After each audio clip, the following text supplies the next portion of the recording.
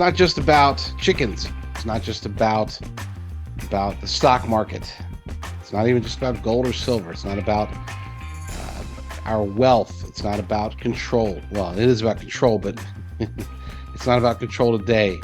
It really is about control in the future, and they want complete and total control. And the way they will be able to do that is to tank the U.S. economy. And the easiest way for them to tank the U.S. economy is to let us collapse under the weight of our own debt. And that can and will happen if they can do one thing. If they can take down the petrodollar, if they can get oil traded across the globe in something other than the dollar, then our economy is toast. Once the US dollar is no longer the world reserve currency, once it's no longer the exclusive way that countries can buy most oil in the world, then nobody will be dependent on us anymore. No nations will have to look to us to keep us propped up, because it's really the only reason we can survive having over $31 trillion in national debt is because if we fall, then everybody else falls with us. That won't be the case if they transition away. And according to Brandon Smith over at alt-market.us, that's exactly the direction they are trying to take us. Let's pull that article up. According to the article, the title is "A Dollar Collapse is Now in Motion. Saudi Arabia Signals the End of Petro-Status." I mean, even saying those words has me very, very concerned. Unfortunately, it only gets worse from here. And hopefully, like I said, before we get started on the doom and gloom, if you missed in the beginning, I always like to say this, make sure that everybody knows. I'm not truly legitimately, concerned as far as the whole scheme of things. I've read my Bible. I know how the Bible ends. I know I have a general idea of the glorious fate that awaits. So no, I'm not sitting here thinking, oh, woe is me. We're going to have to cancel Netflix. We already did, but whatever. As long as you have that biblical worldview, you should be fine. I know that it sucks that people are going to suffer, that we're probably, many of you and my family, we're going to have to suffer through these hard times. But in the end, we'll be okay. So keep that in mind. Let's get to this article by Brandon Smith. The decline of a currency's world reserve status is often a long process rife with denials. There are numerous economic experts out there that have been dismissing any and all warnings of dollar collapse for years. They just don't get it, or they don't want to get it.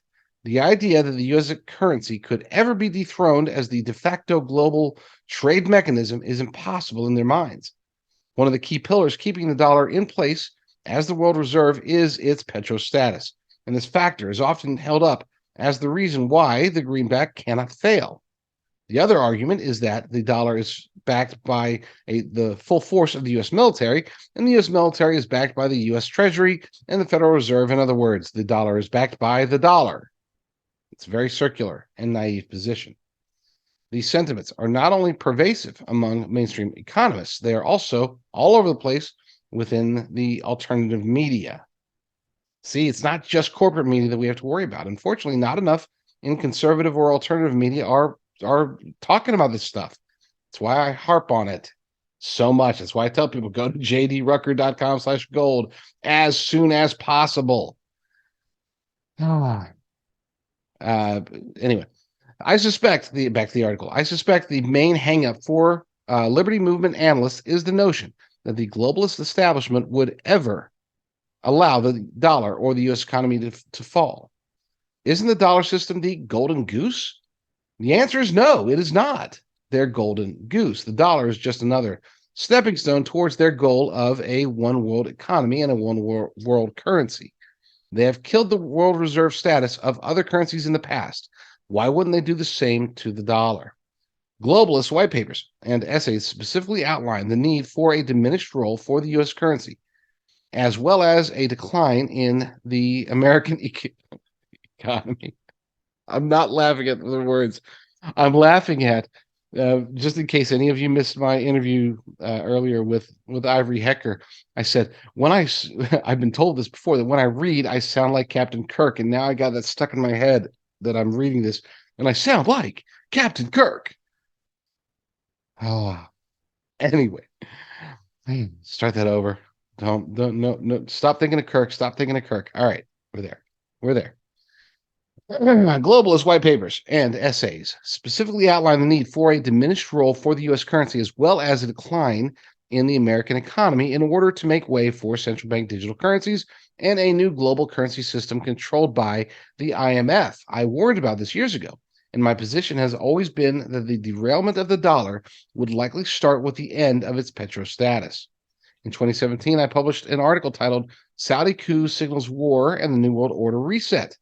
I noted at the time, that the sudden shift over to Crown Prince Mohammed bin Salman, MBS, indicated a change in Saudi Arabia's relationship to the U.S. I stated that, and this is a quote from, again, 2017. To understand how drastic this coup has been, consider this. For decades, Saudi kings maintained political balance by doling out vital power positions to separate, carefully chosen successors. Positions such as defense minister, the interior ministry, and the head of the National Guard. Today, Mohammed bin Salman controls all three positions. Foreign policy, defense matters, oil and economic decisions, and social changes are now all in the hands of one man.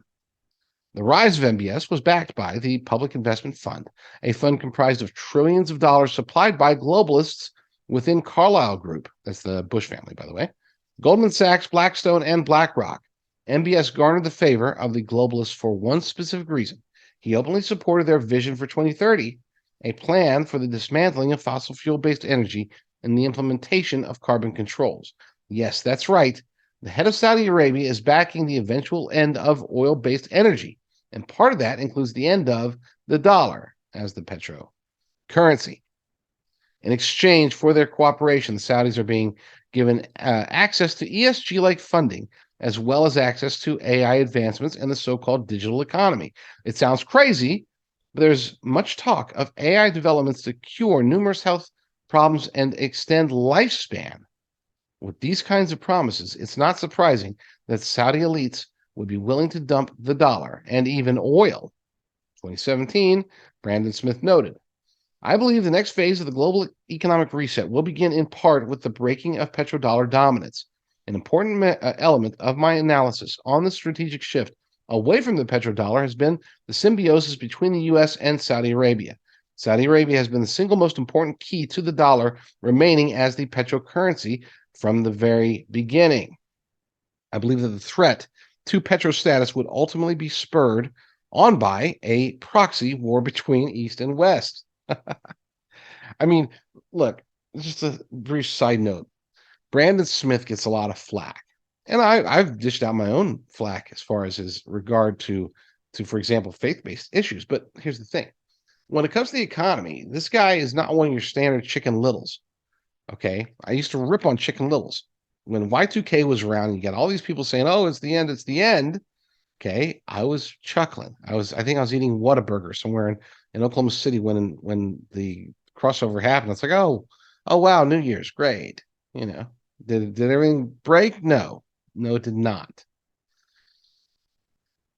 So I am against fear mongers for the sake of fear mongering. Brandon Smith is not one of those. He's been making predictions, and very similar to how Alex Jones, his predictions about the New World Order are starting to come to pass. David Icke and all these people. When it comes to the economy, when it comes to this type of stuff, nobody has been more right when it comes to predicting the rise and fall of the dollar and all these other things. Nobody has been more right than Brandon Smith over at alt-market.us. Anyway, I blend this back to the article. I believe that the threat to the petro status would ultimately be spurred on by a proxy war between East and West. Again, he's saying this in 2017. And look what's happening now. He said, quote, World Economic War is the real name of the game here, as the globalists play puppeteers to East and West. It is a geopolitical crisis that they will have created to engineer public support for a solution they predetermined. Sounds very Hegelian dialectic-ish. Back to the article. Back when I thought that such a proxy war would be initiated in the Middle East, possibly in Iran. However, it's clear that Ukraine is the powder keg. the globalists have chosen, at least for now, with Taiwan being the next shoe to drop. In the years since I made these predictions, the relationship between Saudi Arabia, Russia, and China has grown very close. Arms deals and energy deals are becoming a mainstay of trade, and this has led to a quiet but steady distancing of the Saudis from the dollar. This past week, the dominoes were set in motion for dollar collapse when Saudi Arabia announced at Davos that they are now willing to trade oil in alternative currencies. In response, Xi Jinping pledged to ramp up efforts to promote the use of the Chinese yuan in energy deals. This falls in line with another article I wrote in 2017 titled The Economic Endgame Continues, in which I described how conflict with Eastern nations, China and Russia, would be exploited to create a catalyst for the end of the dollar's petro-status. The importance of the Saudi announcement cannot be overstated. This is the beginning of the end of the dollar. The dollar's world reserve status is largely dependent on its petro-status. Without one, you cannot have the other. This is almost the exact same dynamic that led to the implosion of the British sterling decades ago as the global petrocurrency, which resulted in the rise of the dollar to take its place. This time, though, it will not be a single foreign currency that takes on the role of world reserve. It will be a basket currency system controlled by the IMF called special drawing rights. Remember those words, special drawing rights, along with a single global digital currency that is yet to be named but is now under development. Let's stop right there real quick. So we've talked about this a lot, and I want to make sure that before we get to the rest of the article, I want to make sure this point is made.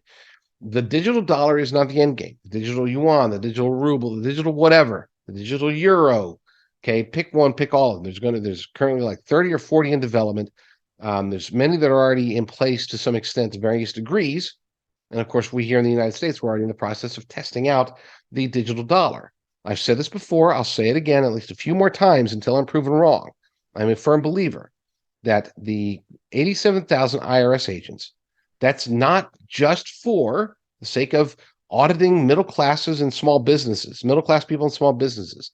There just aren't that many people that are cheating on their taxes. It would be a stupid investment. That move never made sense until I saw it in context with the idea that they are going to need an army of people, physical people, not just people on the phones, not some call center. They're going to, and they'll need those too, but they'll need people that'll be able to go around the country, go to businesses, help to install software, implement the process, make it easier for them to quickly roll out the digital dollar. And then once this is done, once you've got digital currencies across the board for most nations, there will be, in my humble opinion, again, I'm not basing this on any knowledge. I'm basing this on, putting on my evil globalist cabal member hat, trying to think like them, and thinking along the lines, how do you get to one world currency? You get everybody on a digital currency so that it's all normalized, and then you crash them all. You hack them. You figure out a way to make it to where, oh, crap, we can't use the digital dollar anymore, or the digital euro, or the digital whatever. We're going to have to use something else. Everybody's already tied into this whole digital currency thing. So now, crap, what do we do? What do we do? Oh, look, here's somebody who's come along. They've been able to develop, and they've been in development for a long time, a single digital currency that can be used across the board, that will level the playing field, that will bring equity to economies across the globe. It will balk, but everybody will laugh at us being the United States, because they'll say that we're just trying to maintain our dominance, a dominance that they believe is now, at that point, over. And they won't be wrong. So again, jdrucker.com/gold. Please do yourself a favor. Back to the article. Oh, wait, no, I gotta pull up the article. I pulled up the, okay. So I cannot wait. I just got, during the last break, I sent an email to my soon-to-be production team, and it's like, hey, guys, should be ready next week. You guys get ready. We're just waiting on some studio stuff. And then we'll be ready to rock and roll. There we go. Got it. All right. The consequences of back to the article. consequences of the loss of reserve status will be devastating to the U.S. economy. It is the only glue holding our system together. The ability to defer inflation by exporting it overseas is a superpower only the U.S. enjoys. The Fed can print money perpetually if it wants to, in order to fund the government or prop up U.S. markets, as long as foreign central banks and corporate banks are willing to absorb dollars as a total for global trade. If the dollar is no longer the primary international trade mechanism, the trillions upon trillions of dollars the Fed has created from thin air over the years will come flooding back to the U.S. through various avenues, and hyperinflation or hyperstagflation will be the result. This dynamic is already in play as foreign holders of the U.S. debt and dollars have been dumping them at a record pace since 2017. The process continues at a time when the Federal Reserve is cutting its balance sheet and raising interest rates, which means there is no longer a buyer of last resort.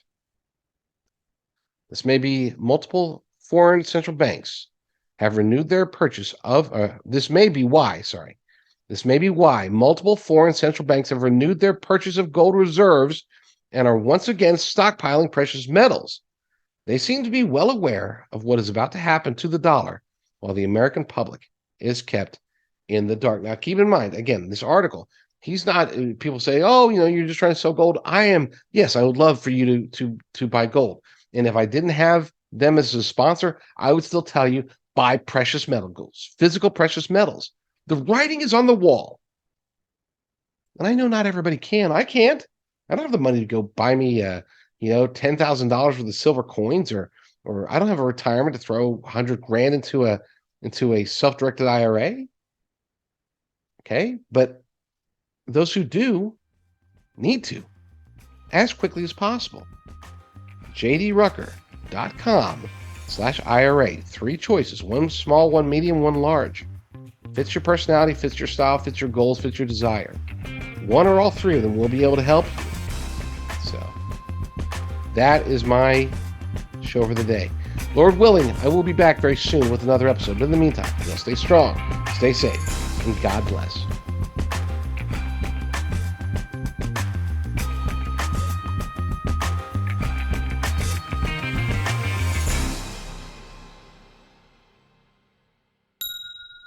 There's a reason Klaus Schwab, Joe Biden, and the globalist elites want your life savings locked in IRAs and other portfolio management schemes that they control.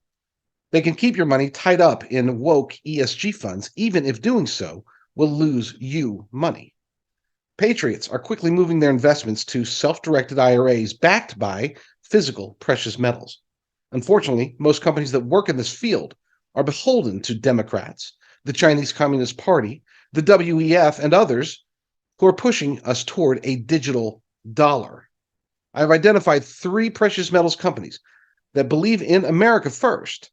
These companies make it easy for you to move your retirements and investment to a self-directed IRA backed by physical precious metals. Go to jdrucker.com/gold. That's jdrucker.com/gold.